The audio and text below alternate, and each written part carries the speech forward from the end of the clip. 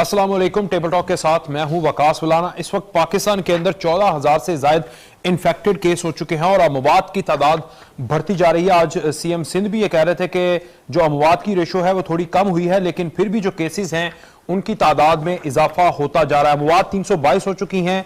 सिंध में अगर बात कर ली जाए 5,291 इन्फेक्टेड केसेस हैं। पंजाब में 5,730, बलूचिस्तान में 853, खैबर पख्तूनख्वा में 2,160। खैबर पख्तूनख्वा में जो मोर्टेलिटी रेट है, अमवात की शरह, वो सबसे ज्यादा इस वक्त देखी जा रही है। इस्लामाबाद में 261 इन्फेक्टेड केसेस हैं जो बीमार लोग हैं। इसके अलावा गिलगित बल्तिस्तान में 320, आजाद कश्मीर में 65। अब जो नेशनल डिजास्टर मैनेजमेंट अथॉरिटी वो भी ये कह रहे हैं कि हम 30,000 के करीब पर डे टेस्टिंग कैपेसिटी बढ़ा देंगे। अब 30,000 40,000 के करीब पर डे टेस्टिंग कैपेसिटी हो चुकी है। सूबों की बुनियाद के ऊपर अब टेस्टिंग कैपेसिटी कितनी है, आज वजीर सेहत भी इस हवाले से बात कर रही थी कि वो आगे से तो बेहतर हुई है, मजीद बढ़ाने की इस वक्त जरूरत है। एक तरफ कोरोना के वार हैं, सारा डेटा जो है आपके सामने रख दिया। दूसरी जानिब इस वक्त जो पॉलिटिकल वॉर है, जो पॉलिटिकल वॉर जंग वो चल रही है और वार भी हो रहे हैं। यानी वफाकी हुकूमत ने, असद उमर ने कुछ दिन पहले एक प्रोग्राम में कह दिया कि 18वीं तरमीम के हवाले से तमाम स्टेक होल्डर्स को ऑन बोर्ड लिया जाएगा और उसके बाद इसके अंदर शायद अमेंडमेंट या इसको तब्दील किया जाएगा। मैंने इसके ऊपर भी काफी बात की है। 18वीं तरमीम को कुछ तजियाकार न्यू कॉन्स्टिट्यूशन भी कहते हैं, यानी कि कॉन्स्टिट्यूशन के अंदर एक कॉन्स्टिट्यूशन है जिसमें तमाम तर हदूद का तयन कर दिया गया है। और इस 18वीं तरमीम के बाद सूबों को जो खुद मुख्तारी मिली, एक तरफ खुद मुख्तारी थी लेकिन विफाक कमजोर होता गया। आज इस नहज के ऊपर जब वजीर आजम को कहा जाता रहा कि आप फैसला करें, वो फैसला नहीं ले पा रहे थे क्योंकि असूलों की बुनियाद के ऊपर वो कह रहे थे कि सूबे तमाम तर अपने फैसले लें, और सूबे फैसले नहीं ले रहे थे क्योंकि वो ये समझते थे कि एक एक इकाई अगर अपना फैसला लेगी तो ये नेशनल कोऑर्डिनेशन नहीं होगी। ये मसाइल थोड़े से आए जिसकी बुनियाद के ऊपर 18वीं तरमीम दोबारा बात हुई। हमने इससे इस असद उमर के प्रोग्राम यानी जो उन्होंने बात की, इससे तकरीबन एक हफ्ता पहले हमने अपने प्रोग्राम में बात की थी कि इस वक्त जो 18वीं तरमीम है वो हर्डल बनती नजर आ रही है। और तकरीबन एक हफ्ते के बाद वही हुआ कि मुल्क के अंदर 18वीं तरमीम की बहस चल गई, लेकिन मुस्लिम लीग नून और पीपल्स पार्टी ने इस बहस को रिजेक्ट किया है। उन्होंने कहा कि ऐसा कभी नहीं होने देंगे क्योंकि ये तमाम तर जमातों का उस वक्त कंसेंसस था। तो ऑपोजिशन तो इसको रिजेक्ट कर रही है, तो अब हुकूमत ने ये क्यों नया जो शोशा है वो छोड़ा है? क्या हुकूमत ने देखा कि विफाक जिस तरह अकेला खड़ा है? क्योंकि कल बिलावल भुट्टो जरदारी ने भी बीबीसी को इंटरव्यू दिया, उन्होंने कहा कि अगर ये 18वीं तरमीम को बदलने की बात करते हैं तो जो हॉस्पिटल सिंध के अंदर मौजूद हैं उनके ऊपर विफाक हमला करता है, और जब इनसे एक फैसला लेने की बात की जाए तो ये फिर 18वीं तरमीम को बीच में ले आते हैं। इसके ऊपर बात करेंगे। और दूसरा, कल विफाकी वज़रा को भी तब्दील किया गया, हमने इसके ऊपर बात की, आज भी उस पर बात करेंगे क्योंकि उसके बाद जो चीज रह गई है वो ये है कि अब इसको हैंडल किस तरह किया जाएगा।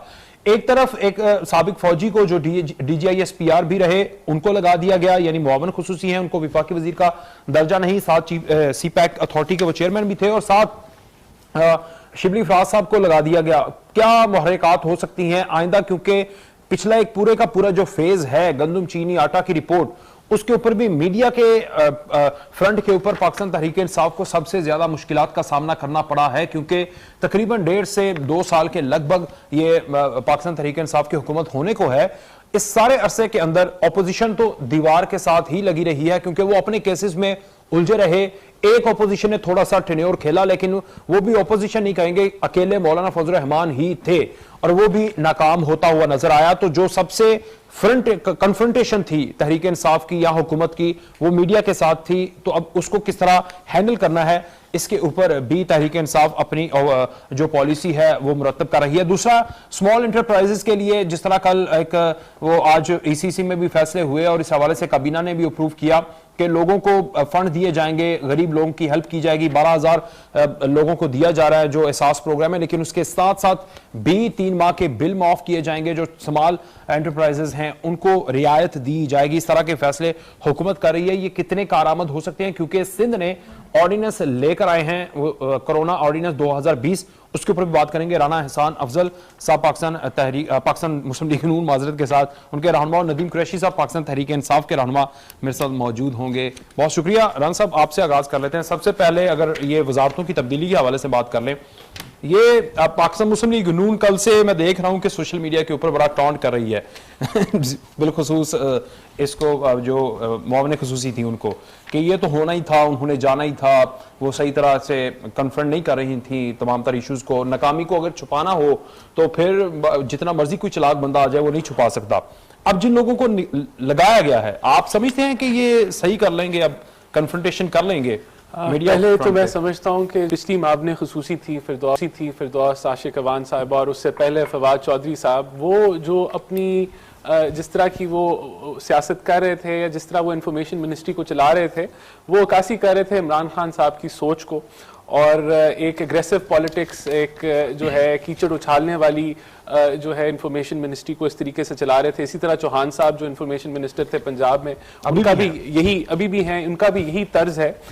लेकिन जो हर रोज कहते थे कि आज इनकी छुट्टी होने वाली है, ये जेल में जाने वाले हैं, उनकी खुद छुट्टी हो गई।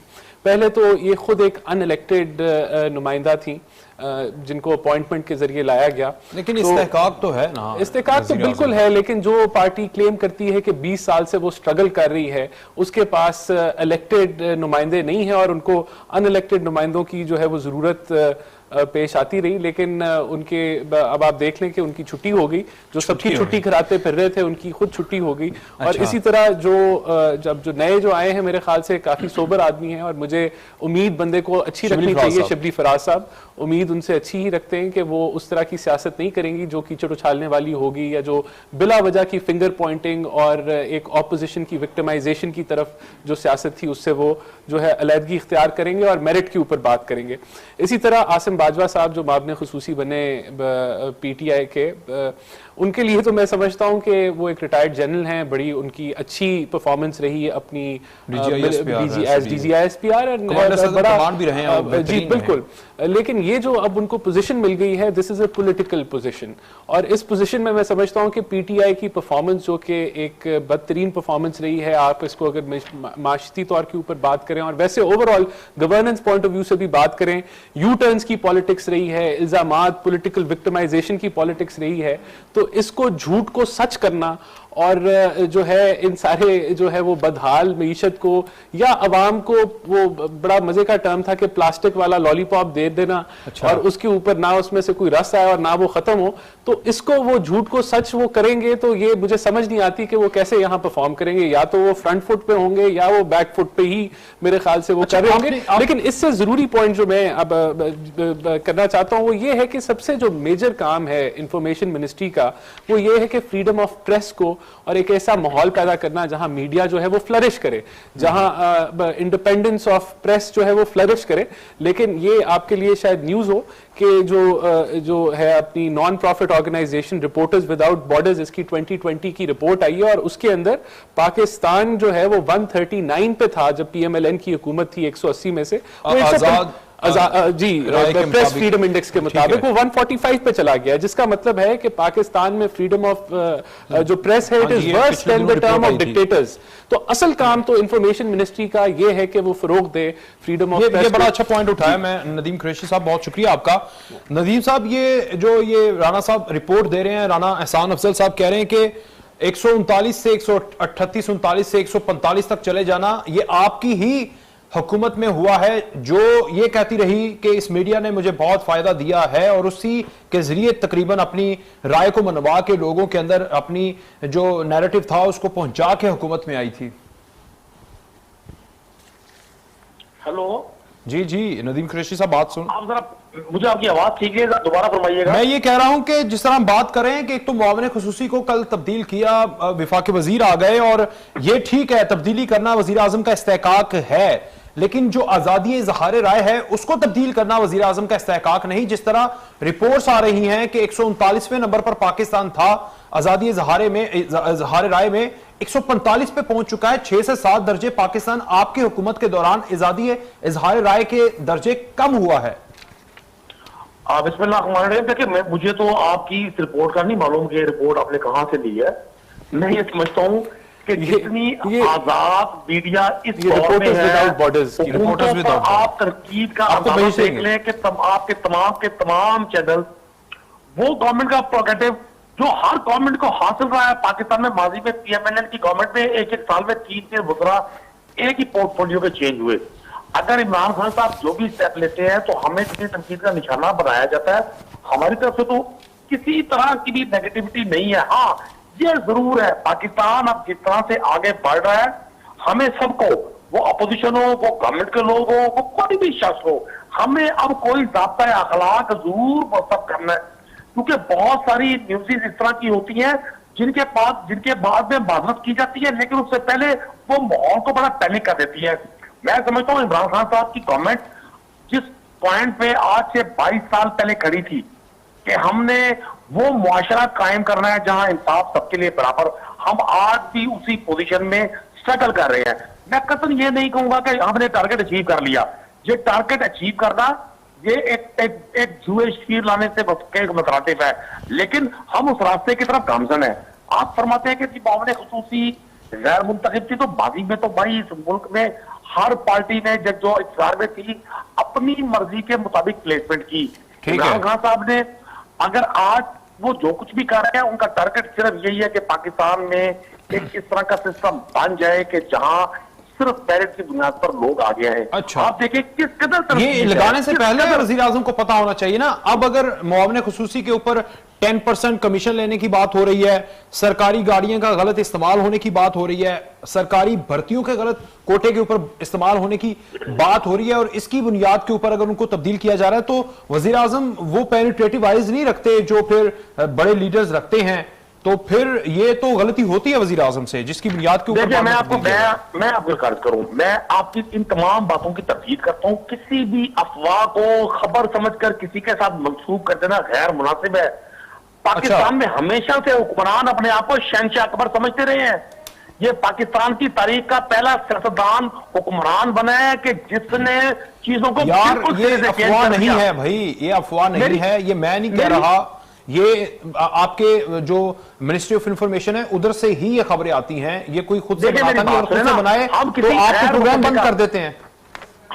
मेरी क्या औकात कि मैं किसी के ऊपर इल्जाम लगा के 2 मिनट लाइव बैठ सकूं? नहीं, सुन लेना, हम किसी गैर मुसद्दिका बात पर अगर उस पर एक बेस बनाकर हम बात करेंगे, अगर इस तरह की कोई बात होगी सामने आ जाएगी। पाकिस्तान में तो सियासतदानों ने भाई 10% के लकब लिए हैं। पाकिस्तानी सियासतदानों को इंटरनेशनल मीडिया ने मिल गया ना करार दिया है। मेरी बात, मैंने आपकी बात तामुल से सुनी है, 15 मिनट मैंने सुना है आपको, मेरी बात सुने। मैंने आपको एक अर्ज किया कि पाकिस्तान आइडियल सिचुएशन में नहीं है। हम स्ट्रगलिंग फेज में, हम लोग स्ट्रगल कर रहे हैं, चूंकि यहां जो भी हुक्मरान रहा उसने शहंशाह अकबर के तर्ज पर हुक्मरानी की ख्वाहिश की। ये पहला शख्स पाकिस्तान की तारीख में आया कि जिसने अपनी जात से किफायतशारी मुहिम शुरू की। प्राइम मिनिस्टर हाउस के अखराजात कम किए। प्राइम मिनिस्टर हाउस पे वो जो शहंशाह मुगलिया शहंशाहों के साथ दरबार लगते थे वो खत्म किए। पूरी फैमिली प्राइवेट लिमिटेड की तरफ जो इख्तियार कीमती होती थी, समती वजीर खजाना, भाई वजीर आला, दामाद MNA, भतीजा MNA, बेटी उसकी स्पोर्ट्स प्रोग्राम की है, तो ये कल्चर भाई भी खत्म होने में टाइम लगेगा। पाकिस्तान में आइडियल सिचुएशन नहीं है। मैं बारहा कह चुका हूं, अगर कोई शख्स समझता है कि जहां सामरी जादूगर आगे है वो बटन दबाएगा, इसको इस तरह कर लें कि वहां पर बेटा, भाई, बाप और सारा कुछ MNA, MPA, ministers, chief ministers थे। यहां पर दोस्त जहांगीर तरीन पूरी पार्टी के ऊपर, फिर उसके बाद एक खुसरो बख्तियार साहब दोस्त, वो देख लें कि उनका नाम आता है लेकिन उनको सजा ये मिलती है कि ये मिनिस्ट्री नहीं, ये मिनिस्ट्री। तो ये भी थोड़ा सा देख लें आप। चंदा नाम आने पर सजाएं नहीं हुआ करती। पाकिस्तान में अदालतें मौजूद हैं। इन्हीं अदालतों ने लोगों को 60 दिन माफिया का लकब दिया, फिर उन्हीं अदालतों ने लोगों को रिलीफ देकर लंदन भेजा। अब पाकिस्तान में बादशाहत नहीं है। पाकिस्तान में उसी अदालत ने जहांगीर तरीन को नाअहल और जो है वो अप टू मार्क इंसान नहीं कहा। वो नाअहल थे, नाअहल हैं, लेकिन वो डिप्टी प्राइम मिनिस्टर के ओहदे पर रहे, उन्होंने आपकी हुकूमत बनवाई। आपके कहने से कोई फर्क नहीं पड़ता, वो कभी डिप्टी प्राइम मिनिस्टर के ओहदे पर नहीं रहे। चलो ठीक है, वो काबीना के इजलास में बैठते रहे, एक दफा बैठे, चले एक दफा बैठे होंगे, नाअहल थे ना। मैं आपको अर्ज कर रहा हूं, उनके पास कोई ऑफिशियल जिम्मेदारी नहीं थी, लेकिन उनके खिलाफ फिर भी कभी ना बैठे, फिर भी कभी ना बैठे, लिखा था नाहल थे में, ये कहीं मेरे फोर्स के सरबराह भी थे। मैं आपको मुझे दिखाए ना उनका नोटिफिकेशन दिखाए टास्क फोर्स, वो शहबाज गिल से जाकर पूछे ना कि उन्होंने ट्वीट को वज़ीर आज़म ने क्यों नहीं कहा ये गलत है। मैंने ये तो जहांगीर तरीन ने बोला था कि मुझे दिखाएं। आप बताएं ना भाई, आप कैसे शहबाज गिल से पूछ लूंगा, आप बता दें अगर आपके पास कोई नोटिफिकेशन आप दिखा दें। भाई वो तो जहांगीर तरीन के पास भी नहीं था जिनके पास चेयरमैनशिप थी, नोटिफिकेशन उनके पास नहीं था, मैं कहां से लाऊंगा? जो देखिए मेरी जान, जो चीज नहीं है उस पर फिर उसको बहस का मौजूद नहीं बनाना चाहिए। आप एक बड़े चैनल से हैं, आप एंकर हैं, मैं बहस नहीं कर रहा। ये देखें ना, ये लोग सवाल उठा रहे हैं सर, आप देखें सोशल मीडिया के ऊपर भी देखें, हर जगह पर देखें, लोग सवाल उठा रहे हैं, वो मैं आपके सामने रख रहा हूं। अगर आप समझ रहे हैं कि बहस कर रहा हूं तो माजरत। नहीं, मैं आपके सवाल का आंसर कर रहा हूं। लोगों को सवाल उठाने का हक है। अगर किसी जगह को इस तरह का नोटिफिकेशन है, उसको डिस्प्ले होना चाहिए। चले अब मुस्लिम लीग नून के ऊपर आपने कहा कि ये तो शहनशाद के इन्होंने सारा बाजार गर्म किया था, हमने अखराजात कम किए, उनसे जवाब ले लें आप अगर साथ रहेंगे तो। जी बिल्कुल लेंगे जवाब। अखराजात तो उन्होंने कम किए, ये तो बड़ी अच्छी चीज है, और आज तक देख लें वो हर चीज बैटरमेंट की तरफ जाते हैं। एक बंदे को, खिलाड़ी को लगाते हैं, फील्डर को लगाते हैं, वो कैच ड्रॉप करता है, उसको उठा के बाहर फेंकते हैं। आपकी तरह नहीं कि नकम्मे फील्डर्स रखते रहे और उसके बाद नुकसान पाकिस्तान का। देखिए वो तो इन्होंने, इनके प्राइम मिनिस्टर ने खुद ही फरमाया कि यू टर्न लेना बड़ी एक अक्लमंदी की बात है, बेवकूफ़ी नहीं है, और ये यू टर्न गवर्नमेंट ही है। ये हर फैसले से जो है वो मुकर जाते हैं और बाद में कहते हैं अब हम जो है वो बेहतर फैसला कर रहे हैं। तो इनका तर्ज तो इसी तरह ही चलेगा। इन्होंने बड़ी लंबी दरगान की, उसके अंदर जो मेन जो है कि इनकी बातें बहुत खूबसूरत हैं। इनकी बातें जब मैं सुनता हूं तो मैं भी एक दफा जो है ना वो इनकी तरफ वो कायल हो जाता हूं कि इनकी बातें, लेकिन आप देखेंगे हकीकत क्या है कि फ्रीडम ऑफ प्रेस में 139 की इंडेक्स से हम 145 पे चले गए। जो दुनिया का व्यू पॉइंट है उसमें हमारी फ्रीडम ऑफ प्रेस जो है वो पाकिस्तान में खराब हुई, यानी कि मीडिया के ऊपर प्रेशर आया। अच्छा, इसी तरह अब इन्होंने अखराजात की बात की। मेरे भाई अगर सिर्फ जो है इनकी फिस्कल की रिपोर्ट पढ़ लें पाकिस्तान की, तो आपको पता चलेगा कि जो ये इन्होंने मसनूई तौर पर अखराजात कम कर लिए, गवर्नर हाउस के कम कर लिए, ये जो एक अवाम को लॉलीपॉप इन्होंने दिया हुआ है, हकीकत ये है कि जो अखराजात है, एक्सपेंस साइड जो है हुकूमत पाकिस्तान की, वो उसका रेशो बिगड़ गया है और आपकी एक्सपेंस साइड तकरीबन लगभग 2000 अरब से बढ़ चुकी है। ये मिसमैनेजमेंट, जो इनकी फिस्कल मिसमैनेजमेंट है, ये अपनी स्टेट बैंक की रिपोर्ट निकाल के देखें ना, तो तब मुझे बताएं अखराजात कम हुए। अखराजात तो बढ़ गए, लेकिन इनकी बातें इसी तरह जो है वो खूबसूरती के साथ ये बयान करते हैं, मदीना की रियासत की दरगान देते हैं, लेकिन आप आम आदमी से, किसी आम आदमी से आज आप इंटरव्यू कर लें तो वो आपको दुख भरी कहानी सुनाएगा कि उसकी जो है वो मसाइल में इजाफा हो गया है, उसकी बाइंग पावर कम हो गई है। वो पहले अगर अखराजात अपने मुश्किल से पूरा करता था तो आज वो उधार पे चल रहा है। अच्छा। हकीकत जो है वो कुछ और है। और इसी तरह मैं तो समझता हूं कि आप किसी सेक्टर को उठा के देख लें। आज मैं आपको दावे से कहता हूं कि बिजली के सेक्टर को उठा के देख लें। जो बिजली के यूनिट पिछले साल फरोख्त हुए थे पाकिस्तान में, आज उसके बराबर ही फरोख्त हुए हैं। यानी कि 22 करोड़ की आवाम है और बिजली की कंजम्पशन ही नहीं बढ़ी इस मुल्क में। इस मुल्क की मईशत तबाह करके रख दी है इन्होंने कि यहां ग्रोथ ही नहीं है, किसी सेक्टर में ग्रोथ नहीं है। तो आपको मैं ब्रेक ले लेता हूं। ब्रेक से जब वापस आएंगे तो नदीम कुरैशी साहब और आपका भी पॉइंट ऑफ व्यू जानेंगे। जो चीनी बहरान की रिपोर्ट आने का इंतजार था, फ्रेंसिक होना था 25 अप्रैल को, उसमें 3 हफ्ते की तोसी कर दी है। मुस्लिम लीग नून ये समझ रही है कि ये अब आपस में मिलके मैनिपुलेट करेंगे और तमाम तर जो रिकॉर्ड्स हैं इधर से उधर से इधर करेंगे, क्योंकि जहांगीर तरीन ने कहा था कि मामलात 19-20 हुए हैं लेकिन ये 20 हो जाएंगे और कुछ जो मुदब्बर हैं उनके नजदीक ये 21 तक भी जा सकते हैं, यानी कि मजीद कुर्बतें आ सकती हैं। और उसी हवाले से मुस्लिम लीग नून ये समझ रही है कि इसी हवाले से टाइम बढ़ाया गया ताकि जो असल रिपोर्ट है उसको छुपा दिया जाए। क्या हकायक है, नदीम कुरैशी से जानने की कोशिश करेंगे ब्रेक के बाद।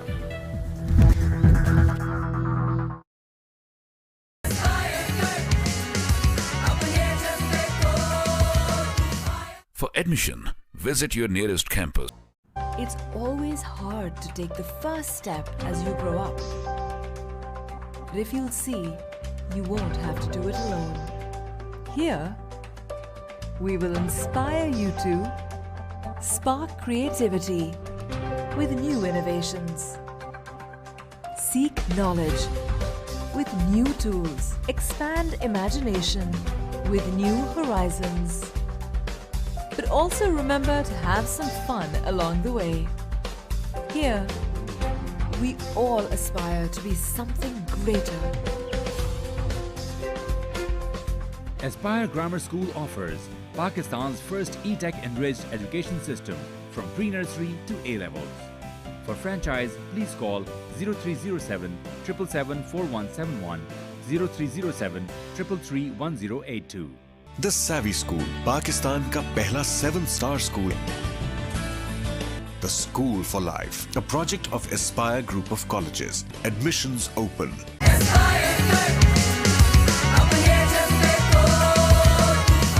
For admission, visit your nearest campus.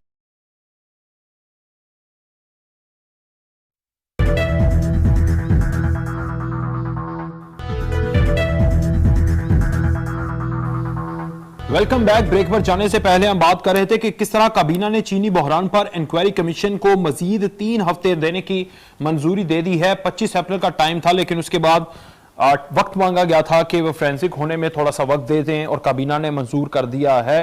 क्या ये मैनिपुलेशन के लिए हो रहा है या फिर वाकई ही 3 हफ्तों की जरूरत थी? नदीम कुरैशी साहब, सर ये बताएं, अवाम इंतजार कर रही है, मुस्लिम लीग नून को किस तरह मनाएंगे आप? नदीम कुरैशी साहब, नदीम कुरैशी साहब से रब्ता करने की कोशिश कर। अच्छा राना साहब, ये जो इस वक्त चीनी बहरान, और आपने देख लिया कि कोरोना के अंदर एक सियासत ही पलट गई सारी की सारी, और ऐसा लग रहा था कि जैसे अब बड़े सख्त फैसले होंगे और टीम में रीशफलिंग, क्या कुर्बानियां देनी पड़ेंगी। अभी तक ना तो कुर्बानियां देखने को मिली हैं और ना ही कोई सख्त जो फैसले हैं वो आए हैं। अब 3 हफ्ते मजीद, आपकी क्या राय है मुस्लिम लीग नून की? मैनिपुलेशन हो रही है? पहली बात इन्होंने अनाउंस किया कि 25 अप्रैल को ये रिपोर्ट आ जाएगी और फिर 25 अप्रैल गुजर गया और रिपोर्ट नहीं आई।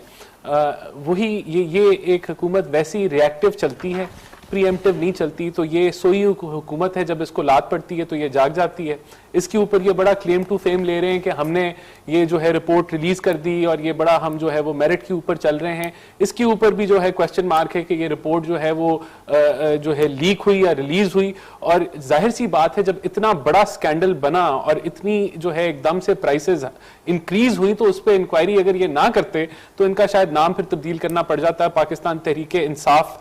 तो इंसाफ का लफ्ज तो शायद आप हटा ही देते। तो मैं नहीं समझता कि कोई बहुत बड़ा इन्होंने कारनामा मारा है वो रिपोर्ट लीक करके या रिलीज करके। और असल चीज तो ये है कि जब इसके ऊपर फाइनल आउटकम क्या आता है वो पता चलेगा। और ये बड़ा एक क्वेश्चन मार्क है कि आपने देखा कि जो पंजाब के चीफ सेक्रेटरी हैं वो भी तब्दील कर दिए गए और उनको भी इससे लिंक किया जा रहा है कि शायद जो है वो भी शुगर की वजह से या वीट इशू की वजह से जो है वो, क्योंकि उनको जो सेक्रेटरी फूड थे उन्होंने इस रिपोर्ट के ये कहा था कि आप ये काबीना के अंदर लेकर जाएं और बताएं, लेकिन उसमें उन्होंने भी ओवर रूल किया था ये रिपोर्ट के अंदर, इस वजह से। तो लेकिन मैं समझता हूं कि जिनको चेंज करना था उनको चेंज नहीं किया गया। किनको? बुज़दार साहब को, उनका ये कसूर है कि पंजाब काबीना ने उसको जो है सब्सिडी को पास किया। अच्छा। तो वो जो चीफ सेक्रेटरी साहब हैं वो तो एक माइनर रोल के ऊपर हैं, लेकिन जो असल फाइनल अप्रूवल था वो बुज़दार साहब का था। तो यहाँ यही किया जा रहा है कि अकाउंटेबिलिटी को डॉज ही किया जा रहा है और हम इनसे यही उम्मीद कर सकते हैं कि अकाउंटेबिलिटी को डॉज ही करेंगे, क्योंकि इन्होंने अब तक जो है अकाउंटेबिलिटी की धज्जियां ही उड़ाई हैं। जिस तरह इन्होंने पॉलिटिकल विक्टिमाइजेशन की है, नैब को एक टूल, हथियार की तरह ऑपोजिशन के अंदर इस्तेमाल किया है, क्रॉस द बोर्ड अकाउंटेबिलिटी नहीं नजर आती। नैब ने ये मामला तो टेकअप कर लिया है। मैं इसका जो आउटकम है वो मुस्लिम लीग नून क्या समझ रही है वो मैं आपकी तरफ आऊंगा आपसे बाद में। लेकिन नदीम कुरैशी साहब, आपकी लाइन ड्रॉप हो चुकी थी, ये बताइएगा कि जो कमीशन अब मजीद टाइम मांग रहा है और विफाकी काबीना में ने भी वक्त दे दिया है, ये वक्त मुस्लिम लीग नून को किस तरह आप समझाएंगे? क्योंकि जो अपोजिशन है वो तो ये बिल्ड कर रही है कि आप मैनिपुलेशन करेंगे और इस तरह जो हकायक हैं उनको आपस में गड़बड़ करेंगे ताकि अवाम तक असल हकायक ना पहुंचे और कुछ लोगों को जो मंजूर नजर हैं उनको इस रिपोर्ट से उठा के बाहर रख देंगे। ये राय बिल्ड हो रही है। देखिए, मुझे मुस्लिम लीग नून क्या राय दे रही, सोचेगी, क्या प्रेशर बिल्ड करेगी, मुझे उससे कोई गर्ज नहीं है। अच्छा, मुझे गर्ज इस उनके साथ 1 करोड़ इमरान खान साहब ने जो कहा वो साबित किया। पाकिस्तान की आप पूरी पॉलिटिकल हिस्ट्री, मुझे एक वाकया बता दें कि गवर्नमेंट के अगेंस्ट, गवर्नमेंट के कुछ लोग उस पे उनका नाम आ रहा हो और कोई रिपोर्ट शाया हुई हो। यहाँ तो म्यूनिसिपल कॉर्पोरेशन के रिकॉर्ड तक लोग जला दिया करते थे। लाहौर में करप्शन चार्जेस में चलने वाली सरकारी इमारतें और वो सारा मटेरियल लोगों के सामने है। इधर वो तस्लीम कर रहे हैं कि जहांगीर तरीन साहब गवर्नमेंट का हिस्सा थे। अब सुन ले, अब मेरी बात सुनिए, अब बोलेंगे, अब आप ये पॉइंट। सूरत ये है कि एक पाकिस्तान में जो शुगर की सब्सिडी है वो माजी में भी चलती रही। इसको आप भी अब मेरे आपके पास बड़ा कैनवस है, आपके पास मालूमात ज्यादा होंगी। इसमें कोई शख्स को पाकिस्तान तहरीक इंसाफ के कोई एक दो लोग शामिल नहीं है। इसमें पूरी शुगर इंडस्ट्री के लोग हैं और बिलखुसूस पीएमएलएन की पूरी मतलब जो इनकी फैमिली की जो शुगर मिलते हैं वो बहुत उनको थोड़ा फायदा है। मैंने रिपोर्ट सारी पढ़ी है, उनको थोड़ा फायदा है। तहरीक इंसाफ के जो करता धरता है उनको ज्यादा फायदा है, बस इतना फर्क है तो सारे थोड़ा या ज्यादा फायदा तो सबने लिया ना जी। सजा कम या ज्यादा मिले तो सही। अब हमारी कोशिश ये है कि इसका फर्जी हो ताकि कोई शख्स ये ना कह सके कि जी किसी को फायदा पहुंचाया गया, ये ना किसी को नुकसान पहुंचाया गया। ये जिन्होंने जो DGFIA है जिन्होंने ये सारा ये रिपोर्ट को हेड किया है और इसको चेयर किया है सारा, ये देखिए ये वही साहब है ना जिनके हवाले से PMLN बड़ा एतराज करती थी जब पानामा केस को उन्होंने डील किया था। इन्हीं के बारे में बड़े एतराजात थे, इन्हीं पे बड़ी ऑब्जेक्शन थी। आज उन्हीं की रिपोर्ट पर ये बगले बजाते हुए ये सोचते हैं कि शायद अब कोई मौका मिले इमरान खान को नीचे दिखाने का। अब नहीं बगले बजा, ऐसा नहीं होगा। अब मुझे मौका दीजिएगा इसके ऊपर। जी अब नहीं बगले बजा रहे वो, अब तो ये कह रहे हैं कि आप मैनिपुलेट करेंगे सारी रिपोर्ट को। देखिए असल में जो लोग जिस माहौल में रहे हों, जिन्होंने सारी जिंदगी एक काम किया हो, उनकी तवक्को हम लोगों से भी यही, ऐसा नहीं होगा। अगर हम मैनिपुलेट करेंगे तो फिर इनमें और हम में कोई फर्क नहीं है। अच्छा। आप देखेंगे और आप लोगों ने देखा कि आज से 2 साल पहले जो ऐवान इक़्तिदार में बड़े करो फर के साथ रहा करते थे, इस मुल्क पे अमीरुल मोमिनीन बनने के दावेदार थे, जिनको बड़ा जोम था कि वो अगली 5 इलेक्शन भी जीतेंगे, आज वो कहां है? पूरी कौम कोरोना के शिकंजे में फंसी हुई है। साबिक प्राइम मिनिस्टर नवाज शरीफ साहब का, आसिफ जरदारी साहब का एक सिंगल स्टेटमेंट नहीं आया। आप देखें मियां शहबाज शरीफ साहब आए थे वहां से शेरशाह सूरी। आज शहबाज शरीफ साहब को जो कम्युनिस्ट पार्टी है चाइना की, मैं जरा बता देता हूं ना, वो अपना मौकिफ देंगे, लेकिन कम्युनिस्ट पार्टी जो वहां पर बरसर इख्तिदार है, उन्होंने शहबाज शरीफ साहब को खत लिखकर शुक्रिया अदा किया है कि जो स्ट्रेटेजिक पार्टनरशिप है between the China and this party वो बड़ी अच्छी रही है। तो आप ये नहीं कह सकते। बहरहाल आपका अपनी पॉलिटिकल व्यूज हैं, आप ये कह सकते हैं। बहरहाल जी नवाज शरीफ साहब का एक तो बयान नहीं आया और दूसरा आपने तो ये कल्चर बनाया हुआ था, मैनिपुलेशन तो आप करते रहे हैं, वो नहीं करेंगे। देखिए ये जो है ना लफ्जों के और प्रोपेगेंडा करने के ये माहिर हैं और यही इनकी जो है एक क्वालिटी है कि ये प्रोपेगेंडा के माहिर हैं। देखिए कौन? डेफिनेटली मैं PTI की बात कर रहा हूं। अच्छा इसके अंदर जो शुगर के अंदर जो पॉइंट नोट करने वाली है कि डेफिनेटली पहले भी एक्सपोर्ट होती रही है, लेकिन एक बैलेंस मेंटेन किया जाता था कि जो सरप्लस शुगर है वही एक्सपोर्ट हो और लोकल प्राइसेस के ऊपर जो है इंपैक्ट ना आए। ये जो स्कैंडल है वो है ही ये कि आपकी यहां प्राइसेस इंक्रीज कर रही थी, यहां सरप्लस था नहीं और एक्सपोर्ट किया गया, और एक्सपोर्ट भी किया गया तो कोटे से ज्यादा किया गया। तो ये बातों को हेराफेरी करके और ये सारे को लपेट देते हैं जी। PMLN भी है, पीपल्स पार्टी भी है, इसमें सब लोग इन्वॉल्व हैं, लेकिन प्राइसेस जो दौर के अंदर ना तो कोई दफातर जले हैं, ना तो कोई प्लाजो में आग लगी है, ना कोई रिकॉर्ड इधर उधर। सर ये जो क्राइसिस हुआ ये इन्हीं के दौर में हुआ। पहले प्राइसेस शुगर की 80 रुपए पे नहीं गई, 85 रुपए पे नहीं गई, पहले वो 50, 55, 45 के दरमियान में रही। तो जब क्राइसिस बना है, जब इशू खड़ा हुआ है, तो तभी तो स्कैंडल बना है कि ये क्यों इतनी इंक्रीज प्राइसेस हुई। पहले अगर एक्सपोर्ट होती थी तो एक बैलेंस के तहत होती थी। दूसरा इन्होंने कहा कि अकाउंटेबिलिटी और ये पता नहीं किस तर्ज पे करते रहे। तो मैं आपको कहता हूं आज वजीर आजम साहब प्राइम मिनिस्टर हैं, आज प्रोसिक्यूशन इनके हाथ की है, लॉ मिनिस्ट्री इनकी अपनी है, लेकिन आप देखें कि 16 महीने साद रफीक को कैद में रखा गया नैब में और फिर कोर्ट ने बेल कर दी। नैब से इनका कोई ताल्लुक नहीं है ना? नैब से इनका ताल्लुक नहीं है। तो फिर मुझे बताएं कि इतने बड़े स्कैंडल आने के बाद जो चेयरमैन साहब का आया था वो किस तरह तैनात हैं, आज भी चेयरमैन किस तरह है वो।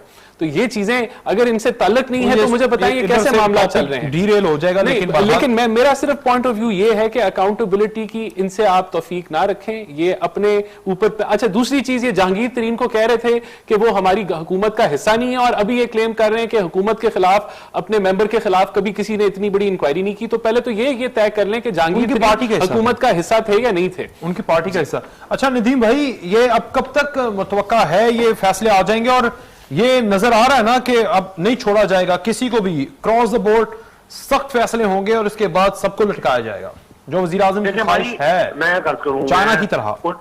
मैं कोई नजूमी तो नहीं हूं, लेकिन पाकिस्तान में एक जुडिशियल सिस्टम मौजूद है जिसको आपने, मैंने, हम सब ने मानना है।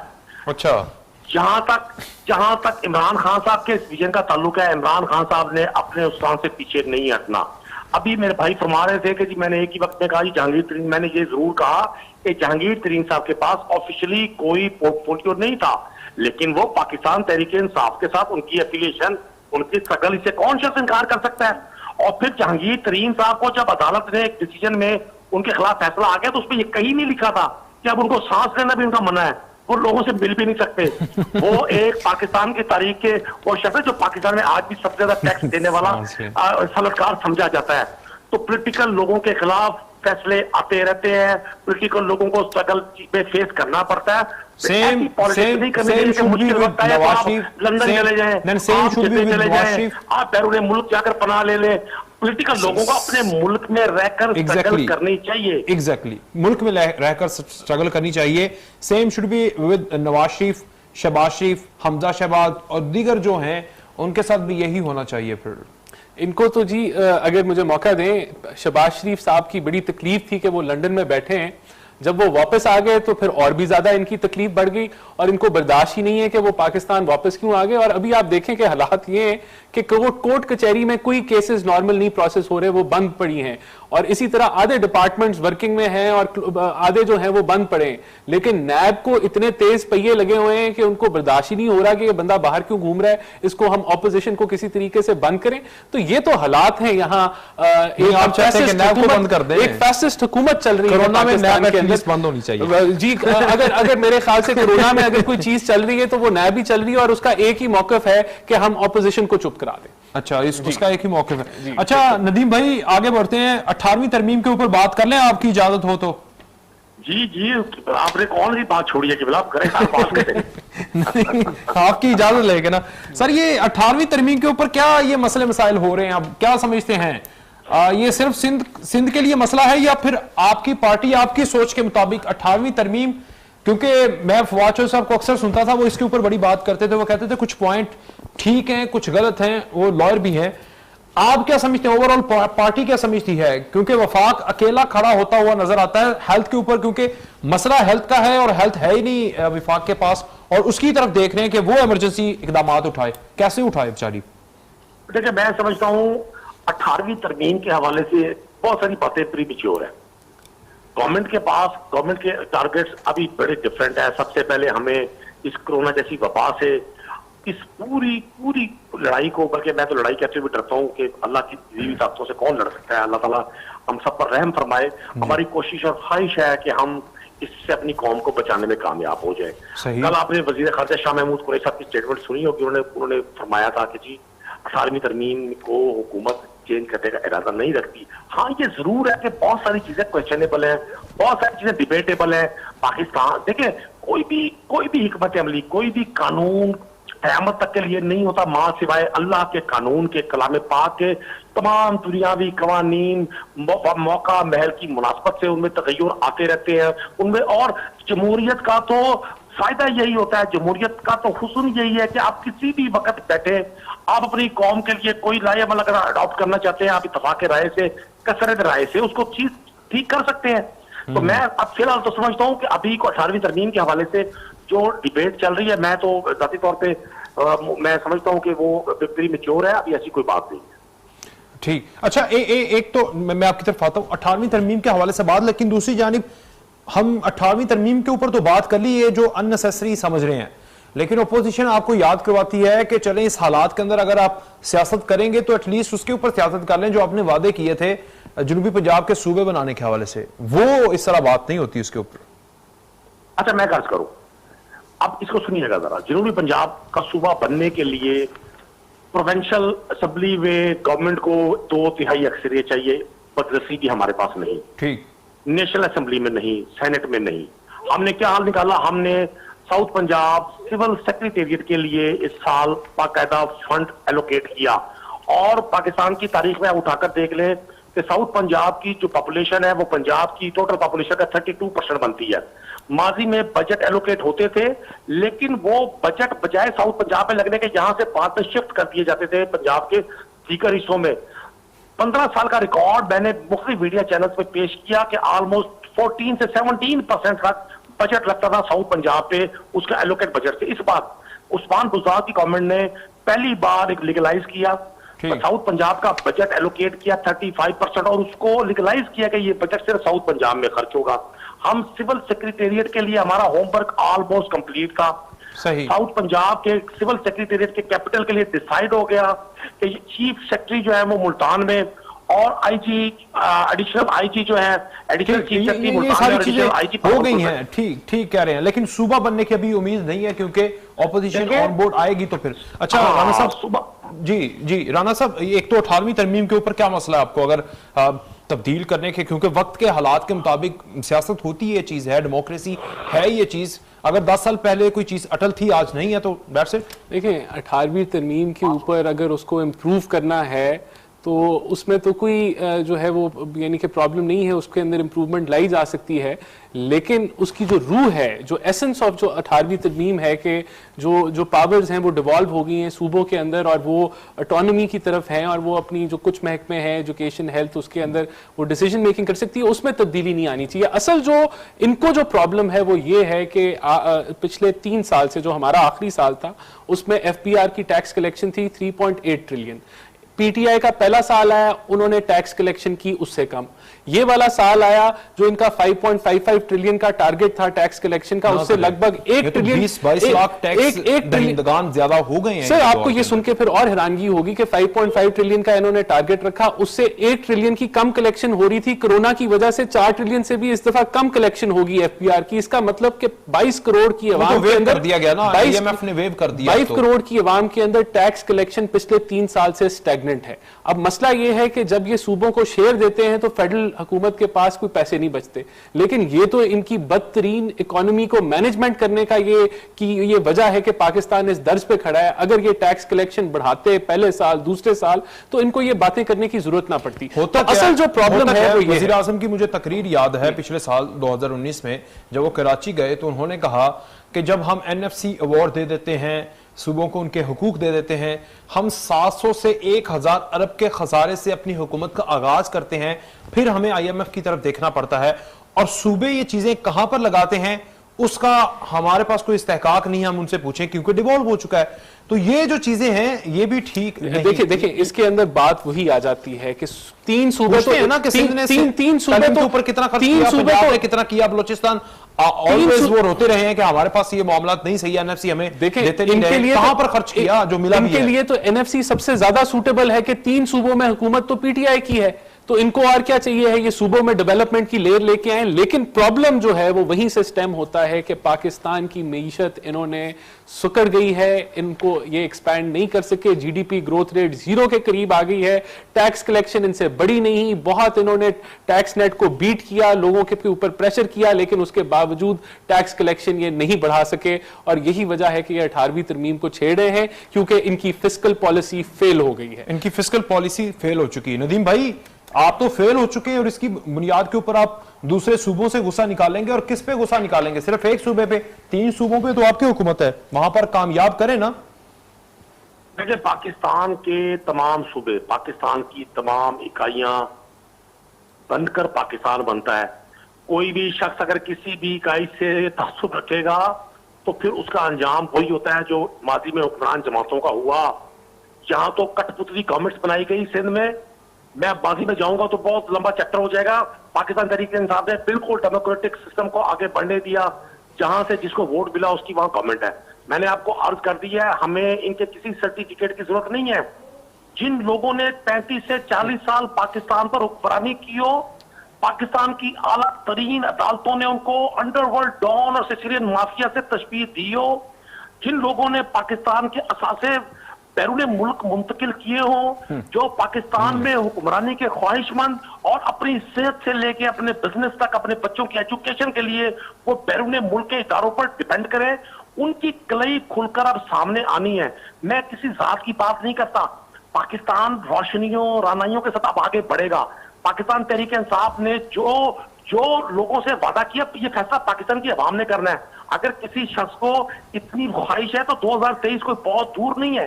ये रोज हुकूमतें गिराने का दावा करके रोज तब्दीली, इन हाउस तब्दीली आ रही है जी, अब सूबे में ये होने वाला है जी, अब उस्मान बुज़दार खत्म। तो ये ख्वाहिशात के जंगल में रहने वाले लोग अब जो मर्जी करते रहे।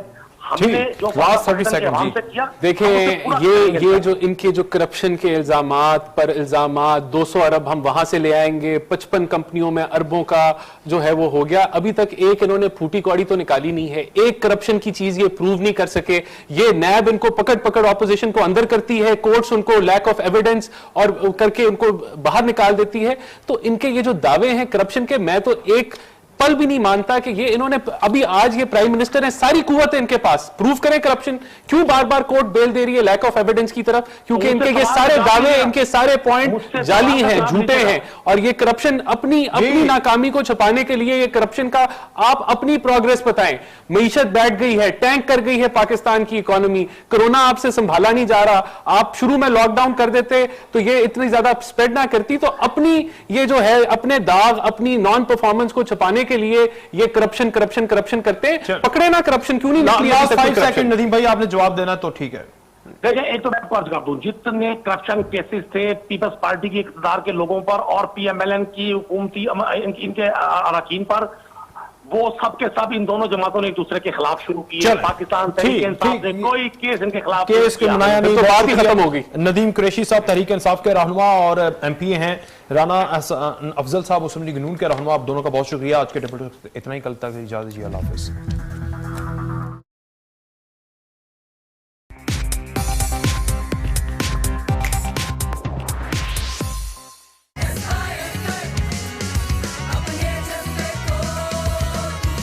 For admission, visit your nearest campus.